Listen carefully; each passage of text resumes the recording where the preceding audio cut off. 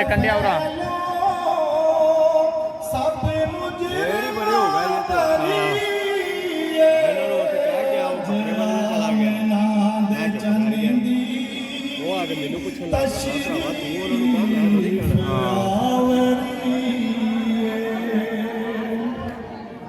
खुशबू दे नाल सारा वो नाल केड़ा बैठा बेटा हुंदा करना एंड ते वो ब्लैक दे नाल ए सारा लो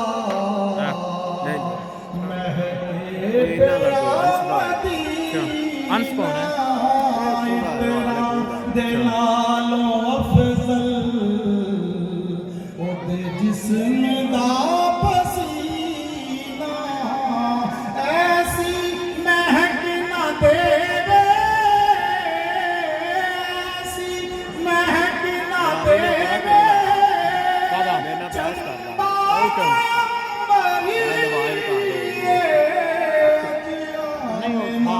दे जनी दी अला उस्मान ते अली नू गल नाल लाने वाला इन्हां चाह नहीं पकाई हबशी नू सद के रंगिया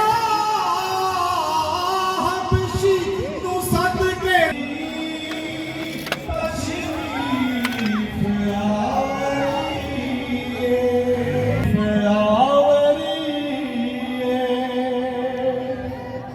सारे नबी खुदा को मंगदे गए दुआएं सारे नबी खुदा को मंगदे गए दुआएं या रब असानो उम्मती सरकार दा या रब असानो उम्मती सरकार दा बनाई अल्लाह ने तेनू बख्शी अल्लाह ने तेनू बख्शी एहो जई पैगंबरी अज आमिना दे जन्नी दी तशरीफ आवरी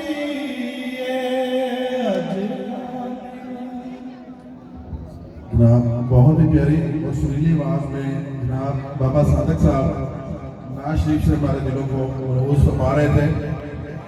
पंडाल में जनाब अमलपा गुजर साहब, हाजी इम्तियाज़ साहब, ताज साहब, जनाब हाजी गुजर साहब और पीर सैयद इमरान शाह साहब शरीफ आवरी का बहुत बहुत शुक्रिया। अब गुलदस्तों का मेहमानों को गुलदस्ते पेश किए जाएंगे, उसके बाद मलिक अफजल खोखर साहब की इंशाल्लाह डायरेक्टली हम खिताब उनका सुनेंगे। जनाब हाजी मुश्ताक अहमद नाज साहब MNA साहब को गुलदस्ता पेश करेंगे। मेरी गुजारिश है कि स्टेज पे आएँ और हमारे मेहमानान ख़ुसूसी को वेलकम करें। भरपूर तालियों में जनाब हाजी मुश्ताक अहमद नाज साहब MNA साहब को गुलदस्ता पेश कर रहे हैं। शमशाद अहमद बाबू साहब मलक अंस हमारे उम्मीदवार MBA के उनको गुलदस्ता पेश कर रहे हैं। उसके बाद वकास अहमद नाज साहब मलक मुजम्मल साहब को जो लगते जिक्र है मलक मोहम्मद अफजल खोखर साहब के उनको गुलदस्ता पेश कर रहे हैं। तमाम मेहमानों की इस्तकबाल करें हमारे MBA के उम्मीदवार जनाब मलक अंस महमूद साहब। बहुत शुक्रिया।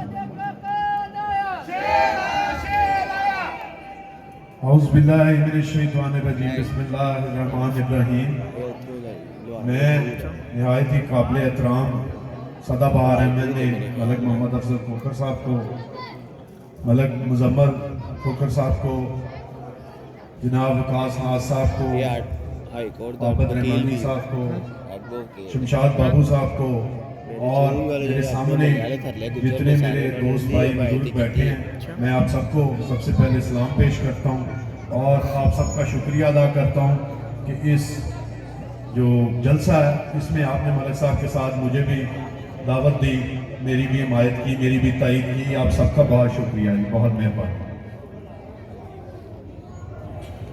ये मियाँ साहब बात कर रहे थे और उन्होंने मलिक साहब की बात की। मलिक साहब ने मेरे पे अल्हम्दुलिल्लाह अतमाद किया, मेरे पे भी किया और दोस्तों भाइयों की पुकार पे किया। आप लोगों पे मलिक साहब ने अतमाद करके मुझे इस जो टिकट है या ये सारा मामला था, इसमें उन्होंने अल्हम्दुलिल्लाह मुझे बड़ा सपोर्ट किया है। मैं भी इंशाल्लाह अल्लाह के फजल से उनका बाजू ही हूँ। क्योंकि जैसे मैंने आज PMLN टीम का जोश और वलवला देखा है और जो उनकी आंखों में मलिक साहब के लिए मोहब्बत देखी है और जोश देखा है, ये काबिल तहसीन है, काबिल फ़ख्र है। मलिक साहब के लिए भी, उनके पैनल के लिए भी, उनकी सारी टीम के लिए भी कि उन्होंने लोगों के दिलों में जगह बनाई है, मेहनत करके, दिन रात लगाकर, लोगों से प्यार करके, एहतराम दे के एहतराम लिया। तो इसमें उनकी एक 20 साल की काविश है। बाकी अपने हवाले से मैं बात करूं, मैं इंशाल्लाह MPA का कैंडिडेट हूं। अल्लाह पाक ने मुझे इज्जत दी, मैं इंशाल्लाह आपका खादिम बनूंगा, आपके साथ शाना बिशाना मलिक साहब का जो हुक्म होगा, आप भाइयों का जो हुक्म होगा, इंशाल्लाह अपनी ड्यूटी आपको निभा के दिखाऊंगा। यूथ की एक बड़ी तादाद है, तो मैं हमेशा पाकिस्तान की जब दौर आया पाकिस्तान मुस्लिम लीग का, तभी तरक्की के सफर शुरू हुए हैं, तभी डेवलपमेंट्स हुई हैं, तभी यूथ के लिए आप आज लाहौर जाके देख लें, अगर कोई स्पोर्ट्स कॉम्प्लेक्स या यूथ के लिए किसी ने काम किया तो वो सिर्फ अल्हम्दुलिल्लाह हमारी जमात। आपने सोशल मीडिया पे अपने पैनल को, अपने MLA साहब को, अपनी जमात को जाती है और उसका सबसे बड़ा जो टूल है, पुर्जा है, वो सोशल मीडिया, जैसे हम सब जानते हैं। आप लोग इस मौका पर आपने अपनी पार्टी को फुली सपोर्ट करना है, गली मोहल्लों में सपोर्ट करना है। बिल्कुल सर्दी का मौसम है, वोटर्स को निकालना है। आपने पूरी जी जान मेहनत लगा देनी है, ना सिर्फ एक वोट कास्ट के लिए, एक पैनल के लिए, बल्कि इस मुल्क पाकिस्तान के लिए। क्योंकि ये जमात इक़्तिदार में आएगी तो हम इंशाल्लाह ये मुल्क तरक्की करेगा। ये जमात इक़्तिदार में आएगी तो रोड्स बनेंगी। ये जमात इक़्तिदार में आएगी तो हम सबके मसले हल होंगे। ये जमात इक़्तिदार में आएगी तो दोबारा GDP रेट, दोबारा डॉलर, दोबारा बिजली, ये सारे मामला सिर्फ एक चीज़ के साथ जुड़े हैं कि इलेक्शंस हों, हमारी जमात आए। और अल्हम्दुलिल्लाह हम ये फ़ख्र से कह सकते हैं कि हमारे लीडरान इस काबिल हैं कि वो मुल्क को दोबारा अंधेरों से निकाल कर उजालों में ले जाने की पोजीशन रखते हैं। यूथ ने बिल्कुल सेटिस्फाई रहना। आपको सोशल मीडिया में बड़ी ऐसी चीज़ें मिलेंगी जहाँ आपको लगेगा कि शायद जो बाकी दीगर जिनका मैं नाम नहीं लेना चाहता वो पॉपुलर हैं, शायद वोट उधर जा सकता है। मैं अल्हम्दुलिल्लाह फ़ख्र से कह सकता हूँ कि इस मैदान के अंदर हमारी जमात को कोई नहीं हरा सकता। आपने बिल्कुल पुरज़म रहना है। बाकी मैं फिर आपका शुक्रिया अदा करता हूँ। तकरीर मलिक मोहम्मद अफजल कोकर साहब करेंगे। मैं आपसे वादा करके जाता हूँ। और MLA साहब की मोहब्बत है कि इतनी सर्दी में आप यहाँ पे खड़े हैं और मोहब्बत का सबूत दे रहे हैं। और इंशाल्लाह ये वादा है आपसे, पहले भी हम दोस्तों ने आपके और MLA के दरमियान राब्ते का किरदार अदा किया है। जहाँ भी आपके कोई मसाइल हुए हैं हमने MLA साहब को बताए हैं और अल्हम्दुलिल्लाह उन्होंने वो फर्स्ट प्रायोरिटी भी हल करवाए हैं। लेकिन इस टाइम एक और बात करूँगा कि मेरे या दोस्त यूथ से खड़े हैं, ये यूथ कन्वेंशन था असल में, लेकिन यूथ अपना या तो सुस्त हुई है या सर्दी लग रही है। क्लैपिंग तो यूथ का हक बनता है ना, जरा जोर से क्लैपिंग हो जाए। अगर हम यहाँ पे आ गए हैं और हमारे MLA साहब को हम ये भी सबूत ना दे सके कि हम आए भी हैं और एक्टिव भी नहीं है, तो फिर तो बड़े अफसोस की बात है। तो एक जोरदार क्लैपिंग सब दोस्त करता है। बाकी आप सबसे रिक्वेस्ट है कि 8 फरवरी के दिन जिस दिन इलेक्शन होना है, हमारी एक दिन की वफादारी है کہ ہم نے اپنے گھر والوں کو دوستوں کو جو ہمارے ووٹ ہیں ان کو نکالنا ہے اور جمعرات یا جمعہ تک لے جا کر اس کو کاسٹ کرانا ہے، یہ ہماری ذمہ داری ہے۔ اور باقی 5 سال ذمہ داری ایم این صاحب کی، شان چھٹی کو اور الحمدللہ 10 سال سے وہ ہمارے حلقے کی، یہ 5 سال ان کا اقتدار تھا جب کہ میں ساتھ چل رہا ہوں۔ ویسے تو وہ 15 سال سے ایم این اے ہیں، تو 5 سال اپوزیشن کے تھے، نہ تو انہوں نے کوئی خوشی چھوڑی ہے نہ کوئی غمی چھوڑی، اور اس میں سارا کردار جو ہے وہ میری ٹیم بھی بیٹھی ہوئی ہے ادھر، ان کا بھی ہے، وہ بھی ہر موقع پہ ساتھ تھی، جا رہے ہیں ایک گلدستہ تیار کیا تھا۔ تو لہٰذا انشاءاللہ آپ نے 8 فروری والے دن بس یہ ذمہ داری پوری کرنی ہے، یہ ریکویسٹ ہے آپ سے۔ اور جب آپ ایم این صاحب کو خطاب کے لیے دعوت دی جائے تو کائنڈلی ایک دفعہ محبت کا اظہار کریے گا، کھڑے ہوئے گا اور کلیپنگ دیجیے گا۔ بہت شکریہ۔ اب ہماری مجھے سپریم کورٹ کے احاطے سے گرفتار کیا گیا، کیا گناہ تھا میرا؟ وفاق کرنا جرم ہے تو کریں گے، کسی کا احسان یاد رکھنا جرم ہے تو بار بار کریں گے۔ سیاست شروع کی تھی میاں محمد نواز شریف کے نام کے ساتھ، ختم بھی ہوگی تو نواز شریف کے نام کے ساتھ۔ اور میرے بھائیوں، میرے 20 سالہ کریئر میں، لیکن میرا 2013 سے 18 والا تھا، کیونکہ تب میں حکومت میں تھا تو میں اپنے حلقے کے لیے کچھ کر سکا تھا۔ تو چونگ میں جو کالج بنے، باقی چیزیں بنی، پی سی سی سیوریج کا کام ہوا، گیس کا کام ہوا، لیکن میں سمجھتا ہوں کہ اگر وہ سلسلہ اسی طرح جاری رہتا تو آج چونگ اور اس کی وادیوں میں کوئی گلی کچی نہ رہتی، کوئی گلی ایسی نہ رہتی جہاں پہ سوئی گیس نہ ہوتا۔ لیکن بدقسمتی سے جب 2018 کے بعد پی ٹی آئی کی حکومت آئی تو وہ ڈیولپمنٹ کا سلسلہ رکا اور آپ کو ایک پریشانی کا سامنا کرنا پڑا۔ آپ کا جو روڈ کٹ سیاسی تاریخ میں اس علاقے کے سیاسی نمائندوں کا نام لکھا جائے گا تو اللہ کے فضل و کرم سے میرا نام وفاداروں میں آئے گا۔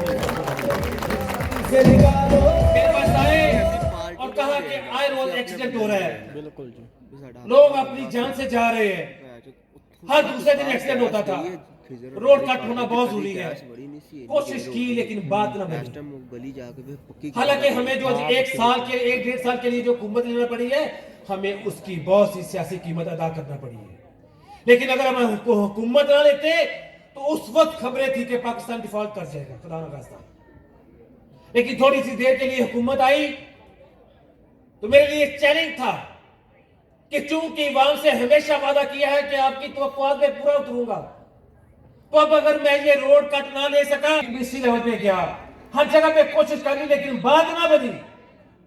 خدا شاہد ہے کہ میں نے ٹائم لیا اس وقت کے وزیر اعظم میاں محمد شباشی صاحب اور اپنی ٹیم کو بتایا کہ فلاں دن میری شباشی صاحب سے ملاقات ہو رہی ہے۔